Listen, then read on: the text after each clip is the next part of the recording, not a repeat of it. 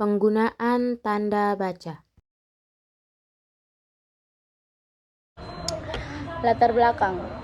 Bahasa merupakan alat komunikasi yang penting dalam kehidupan manusia untuk menyampaikan pesan dengan jelas dan efektif. Penggunaan tanda baca yang tepat sangatlah krusial.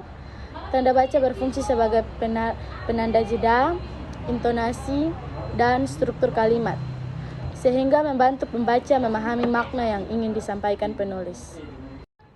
Yang berikut rumusan masalah. Yang pertama, apa saja jenis-jenis tanda baca dan fungsinya dalam bahasa Indonesia?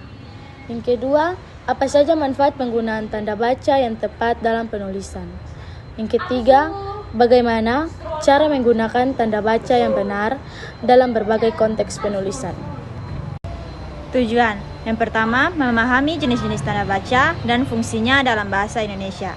Yang kedua, mengetahui manfaat penggunaan tanda baca yang tepat dalam penulisan. Yang ketiga, mampu menggunakan tanda baca yang benar dalam berbagai konteks penulisan. Jenis dan fungsi tanda baca. Tanda titik berfungsi sebagai akhir kalimat berita, perintah, dan tanya tidak langsung. Tanda tanya berfungsi sebagai akhir kalimat tanya langsung. Tanda seru berfungsi sebagai kalimat seru, perintah tegas, kejutan, atau emosi yang kuat.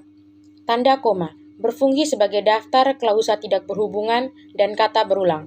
Lalu, tanda titik koma berfungsi sebagai klausa berhubungan, daftar dengan koma, kalimat penghubung yang erat. Lalu, tanda titik dua berfungsi sebagai penjelas, daftar, dan juga contoh. Lalu, tanda penghubung berfungsi sebagai jeda kalimat, kata menjemuk, atau rentang waktu atau angka. Selanjutnya, tanda kurung berfungsi sebagai penjelas tambahan atau informasi tidak penting. Lalu, tanda petik berfungsi sebagai kutipan langsung, kata khusus, atau judul karya. Lalu, tanda garis bawah berfungsi menekan kata atau frasa. Manfaat penggunaan tanda baca yang tepat. Yang pertama, memperjelas makna kalimat. Yang kedua, menghindari kesalahpahaman. Yang ketiga, menciptakan struktur dan alur yang baik. Yang keempat, menunjukkan intonasi dan jeda dalam membaca. Yang kelima, meningkatkan profesionalitas dan kesopanan. Yang berikut cara menggunakan tanda baca yang benar. Yang pertama, titik. Nah, titik itu digunakan di akhir kalimat berita, kalimat perintah, dan kalimat tanya yang tidak langsung. Kalau yang kedua, tanda tanya.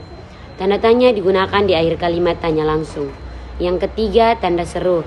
Tanda seru biasanya digunakan di akhir kalimat seru, kalimat perintah yang tegas, dan kalimat yang menunjukkan kejutan atau emosi yang kuat. Yang keempat, koma. Tanda koma itu digunakan untuk memisahkan unsur-unsur dalam daftar, memisahkan klausa yang tidak berhubungan, dan memisahkan kata-kata yang berulang. Tanda titik dua.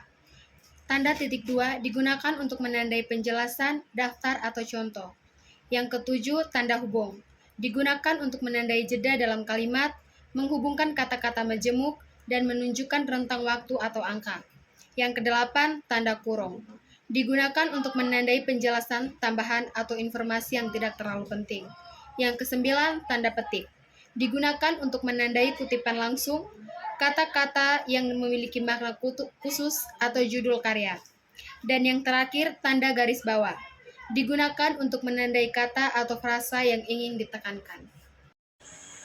Kesimpulan, penggunaan tanda baca yang tepat sangat penting dalam penulisan untuk meningkatkan kejelasan, keefektifan, dan kredibilitas komunikasi. Dengan memahami jenis-jenis tanda baca dan fungsinya, serta cara menggunakannya dengan benar, kita dapat menyampaikan pesan dengan lebih efektif dan profesional. Saran yang pertama, selalu memperhatikan penggunaan tanda baca dalam setiap penulisan. Kedua, gunakan kamus atau buku tata bahasa sebagai referensi untuk memastikan penggunaan tanda baca yang benar. Ketiga, berlatihlah menggunakan tanda baca dengan benar dalam berbagai konteks penulisan. 4. Perhatikan konteks dan tujuan penulisan saat menggunakan tanda baca.